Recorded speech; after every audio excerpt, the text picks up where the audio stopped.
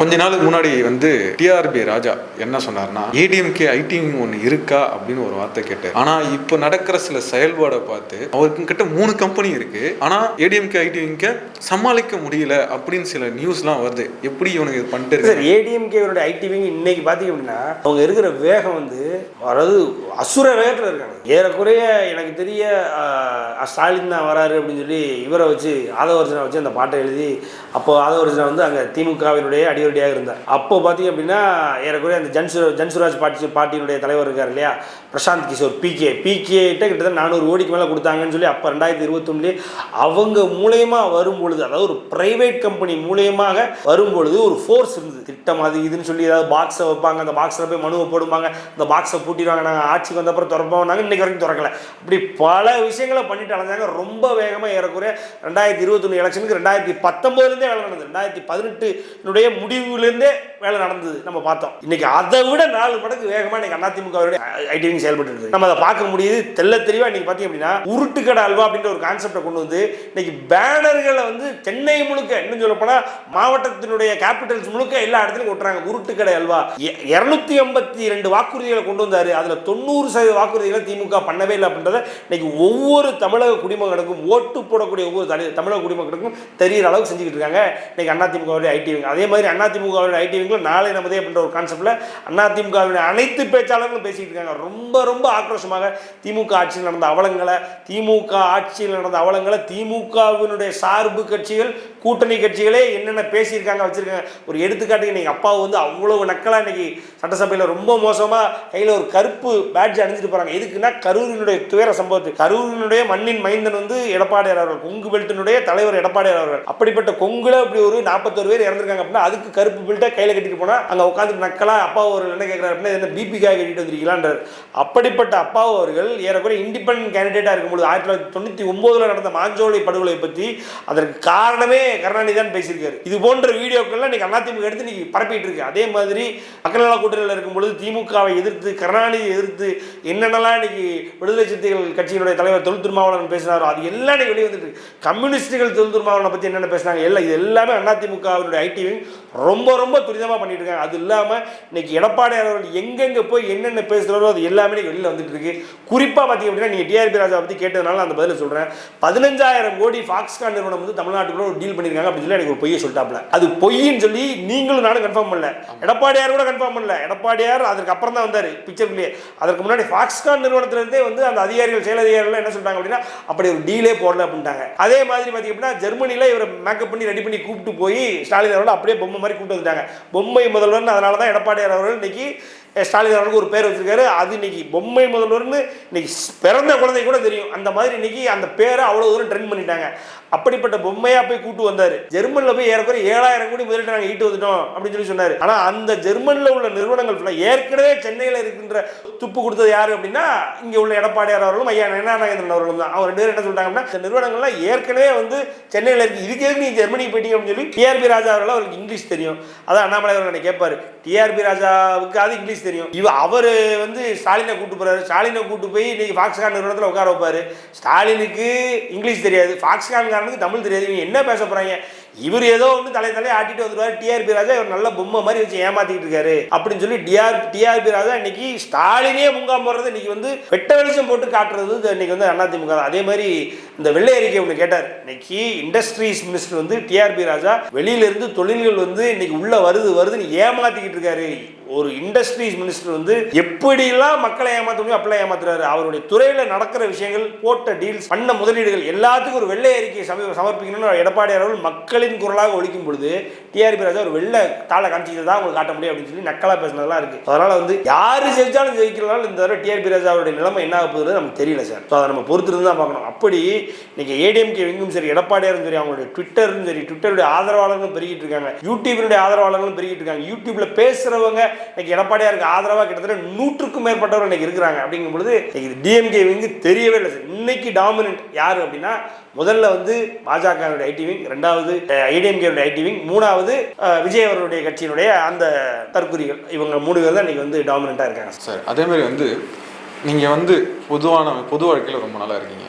எடப்பாடியாரோடைய முன்னோடைய செயல்பாட்டுக்கும் இப்போ அவருடைய எழுச்சிக்கும் என்ன மாதிரியான வித்தியாசத்தை நீங்கள் பார்க்குறீங்க சார்? அதாவது ரொம்ப பண்பான மனிதன், தன்மையான மனிதர் சார் எடப்பாடி. ஏன் மக்கள் வந்து இன்னைக்கு ஃபீல் பண்ணுறாங்க சார், இந்த ஆட்சியில் அட்லீஸ்ட் எடப்பாடியார் இருக்கும் பொழுது நான் பெருசாக சந்தோஷமாக கோலாகலமாக இல்லை, ஆனால் நான் வந்து இப்போ இருக்கிற மாதிரி நான் வந்து ஒரு பயத்தில் வாழலை. அதே மாதிரி எடப்பாடியார் இருக்கும் பொழுது நான் செல்வ செழிப்போடு வாழலை, ஆனால் இந்த அளவுக்கு நான் ட்ரையாக வாழலை. இந்த அளவுக்கு நான் வந்து என்னுடைய அன்றாட தேவைகளுக்கே வந்து பார்த்தீங்க அப்படின்னா பேங்க் அக்கௌண்ட்டில் பணம் இருக்கான்னு தேடி தேடி செக் பண்ணி பார்க்குற அளவுக்கு நான் வாழலை சார்.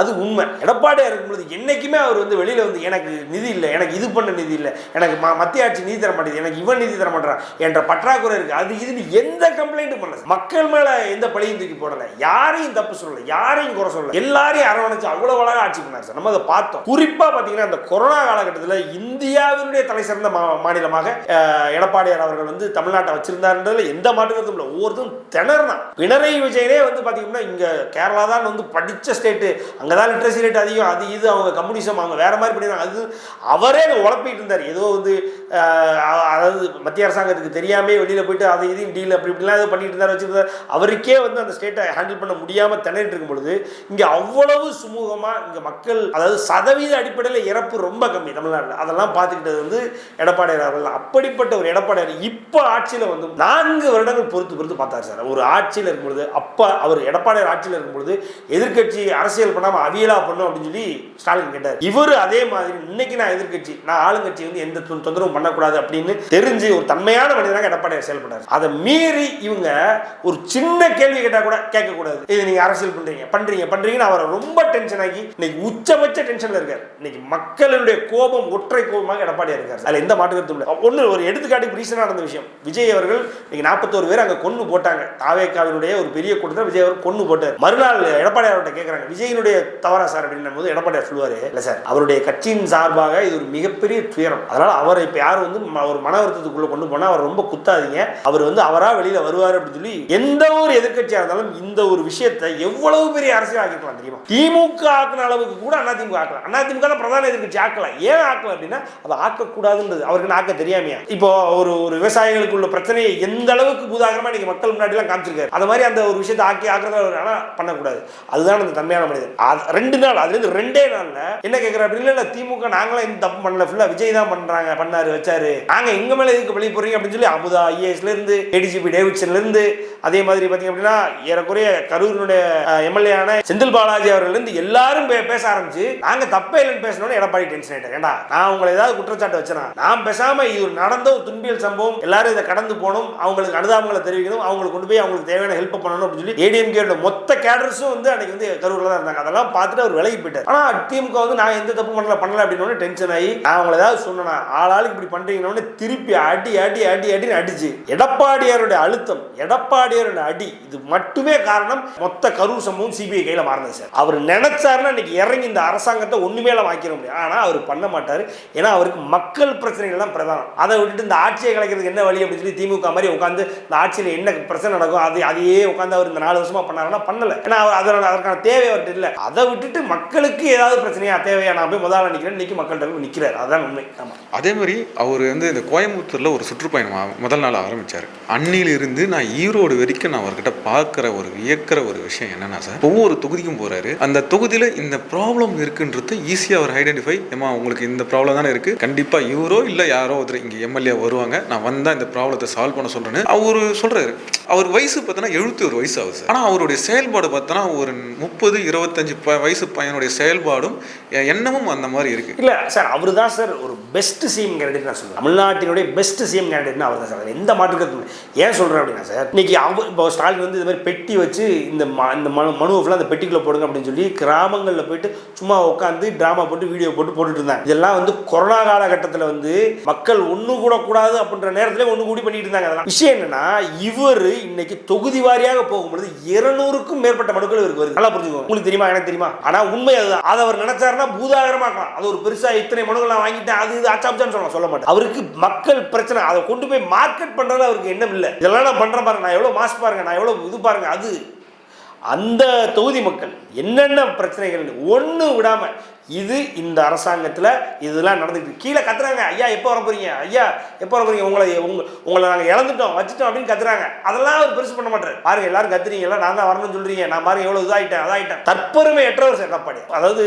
என்ன நானே சுயதம்பட்டம் அடிச்சுக்கணும்னு ஒரு இம்மி அளவு கூட நினைக்காதவர் எடப்பாடியார் ரைட்டுங்களா. அவரு இன்னைக்கு கட்சி முக்கியம் அப்படின்னு நினைக்கிறாரு. என் கட்சியில எவ்வளவு பெரிய துரோகி எதிரியா இருந்தாலும் அவர் அப்புறப்படுத்து நினைக்கிறாரு. அதனாலதான் அவரை சிஎம்ஆக்குறவங்களே அனுப்புறாரு. அந்த தைரியம் யாருக்கு வரும்? அப்ப எவ்வளவு பெரிய தைரியமானவர். அப்ப இதெல்லாம் அவருடைய குவாலிட்டிஸ் பார்க்கும்போது பெஸ்ட் சிஎம் கேண்டிடேட். மக்கள் வந்து அவரை இழந்துட்டோம் சார். அதான் இன்னும் சொல்ல போனா ரொம்ப இன்னசென்ட். அதாவது எப்படின்னா அவருடைய ஆட்சி காலத்துல கிட்டத்தட்ட தூத்துக்குடியில ஸ்னோலில் உட்பட 13 பேரை கொள்றாங்க. இது எங்க பாத்தீங்கன்னா டிவியில பாத்தீங்க பார்த்தன்றாரு. அது வந்து அன்னைக்கு டிவியில பார்த்தன்றாரு ஒரு சிஎம், டிவியில பார்த்தன்றாரு ஒரு சிஎம் அப்படின்னு சொன்னோன்னா அவர் நினைச்சிருந்தாருன்னா எனக்கு இந்த தரவுல இருந்து அங்கிருந்து ரிப்போர்ட் வந்தது அப்படி இருந்தது இப்படி இருந்தது என்ன வேணாலும் அடிச்சு விட்டுருக்கலாம்ல. மக்கள் முன்னாடி எனக்கு அந்த இன்ஃபர்மேஷன் எப்படி வந்தது அதை நான் உண்மையை சொல்லணும்னு சொல்றாருல. அதை விட வேற என்ன சார் இன்னசென்ஸ் வேணும் உங்களுக்கு? அதை விட நேர்மை என்ன வேணும்? அதை விட நாணயமான ஒரு மனிதர் எங்க வேணும் உங்களுக்கு? ஸோ அப்படி ஒரு ப்ராப்பர் பேக்கேஜ் எடப்பாடி. நம்ம அவரை மிஸ் பண்ணிட்டோம். நான் மறுபடியும் சொல்றேன், ஜாதி ரீதியாக அவரை பார்க்க வேண்டாம். அவர் ஒரு வேளாளர் கவுண்டர் அப்படி எதையுமே நீங்க பார்க்காதீங்க. அதை மீறி அவர்கிட்ட ஒரு குணம் இருக்கு, ஒரு குணாதிசயம் இருக்கு. அதை பார்த்து ஏகோபித்த ஆதரவு இந்த அதிமுக கொடுக்கணும்னு சொல்லி நான் கம்ப்ளீட்டாக வந்து ஒரு ரெக்வஸ்ட்டாக வைக்கிறேன் சார் மக்கள்கிட்ட. ஓகே சார், நேரம் தந்தமைக்கு மிக நன்றி. தொடர்ந்து பேசுவோம் சார். நன்றி.